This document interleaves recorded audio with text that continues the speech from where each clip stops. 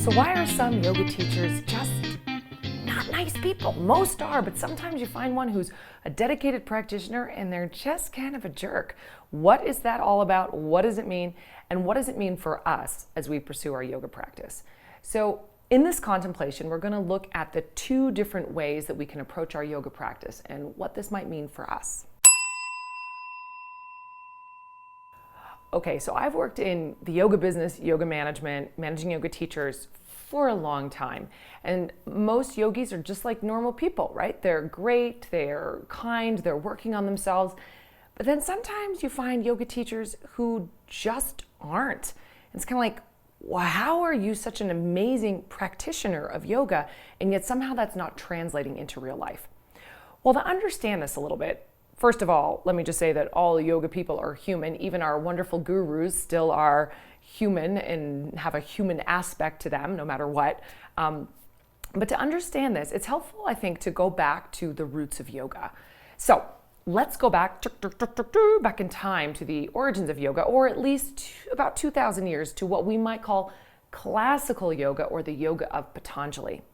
So at this point in time, the worldview was really that, the world, the material world, our bodies, our emotions, our thoughts, were all kind of yucky, or it was all in the way. And we might feel even dispassion towards them, but just kind of observing them, we're like, that's not the real stuff. The real stuff, which we find through meditation, is to sit in ourselves. And if you've been following my Yoga Sutra stuff, the big idea of the Yoga Sutras really speaks to this. You can check it out.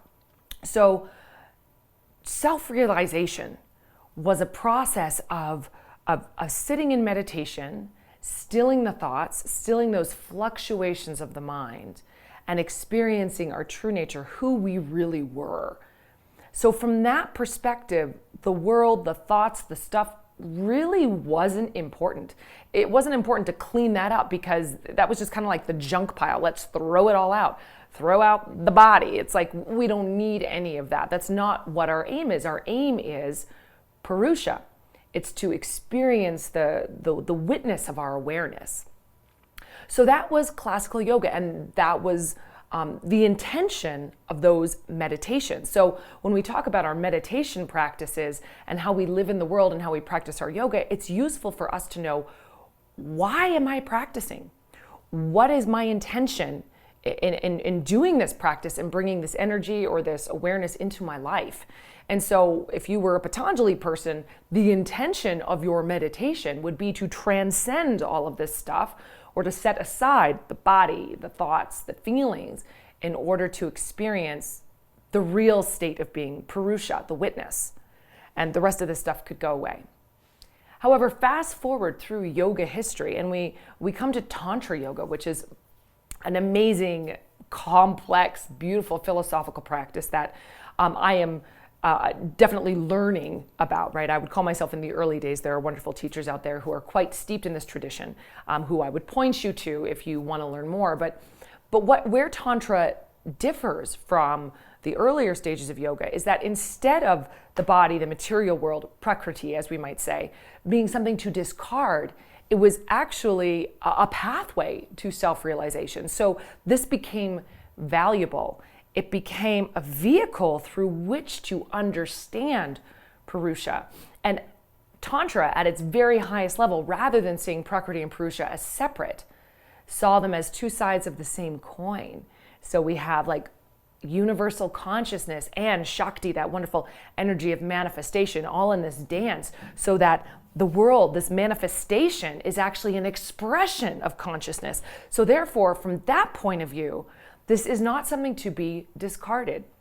And the world is not something to get away from or dismiss, but something to participate in mindfully. And so from this point of view, cleaning up the thoughts and the feelings of our mind, putting this in order, is a worthy effort, right? Because this is an expression of universal consciousness. Therefore, I want to elevate this expression. And I want to participate in this expression mindfully and co-create with consciousness in the world. So that's a much more world-friendly point of view, where all of a sudden my emotions, my thoughts, and my feelings become tools. And because they're tools, Maybe I'm going to polish them up. Maybe I'm going to make them nice. Maybe I'm going to clean this up. So as one of my teachers said, early yogis would say, the world is a madhouse. Like why would you even stay in the madhouse? Get out of the madhouse. Whereas in Tantra, I would propose that the house is actually, it's like where you live, and you're like, I want to make it nice and I want to make it beautiful. So the intention of a tantric practice might be different, even though the practices might look similar. The intention will be different. So all of this is to say that now, this is how I've been contemplating it, and I'd love to hear from you and how you think about these things. But now I sort of see that there are two tracks of spiritual self-development for us as yogis, generally speaking. And one is the track of cleaning up the house. It's where I'm like, you know what? I have these thoughts in my head. They're destructive, they're dark, or they spiral down. I want to clean those thoughts up. I want to clean up my habitual conditioning in my mind so that I can be a more elevated vessel in the world, and so that I can participate in consciousness with more clarity.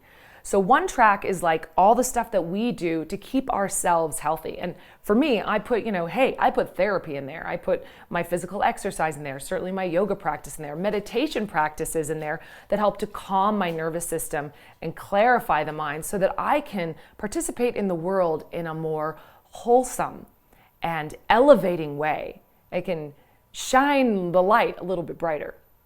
And then another set of practices where we recognize that this is also just the dance, right?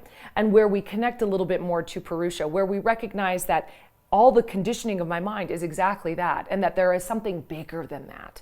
So one set of practices, I would say, or one set of tools we can use is, hey, clean up our house, right? So that we are participating in the world as something that's helpful and enlivening and enlightening to other people. We can be loving and compassionate.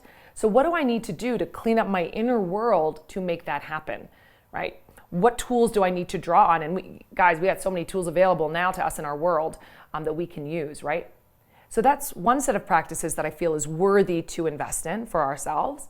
And then the other set of practices is the spiritual practices that help us also connect to that space of open awareness, that help us connect to Purusha, but not from a place of escapism from Prakriti, not to get away from this world, but rather to create the container. So our yoga practice helps us create a container of space and awareness and loving presence that helps us experience all of this other stuff with more grace and compassion. And so when we practice connecting to that space, we can bring more of that into our lives, which is worthy. So two different intentional practices that we can embark upon to help elevate our experience, practice our yoga, and be meaningful and loving participants in the world and be of service.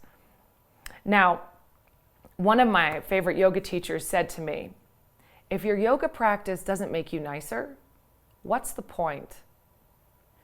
And I'm like, that's it. It's about how our practice enables us to be in the world. So all of this conversation is an invitation for us to contemplate, think about. What are the practices that I can do? What supports me to clean up my own house, to get my thoughts more loving and clear, to get my heart more open and spacious, to take care of my body, my mind, and my soul, so that I can participate in this wonderful dance of creation with more love and grace? And then, what are the practices that I'm doing? My yoga practice, my meditation. Is that helping me to, one, clean up my house, which is totally worthy? Or is my intention here to connect with that greater space, to connect with universal consciousness? And just by thinking, what is the intention of my practice?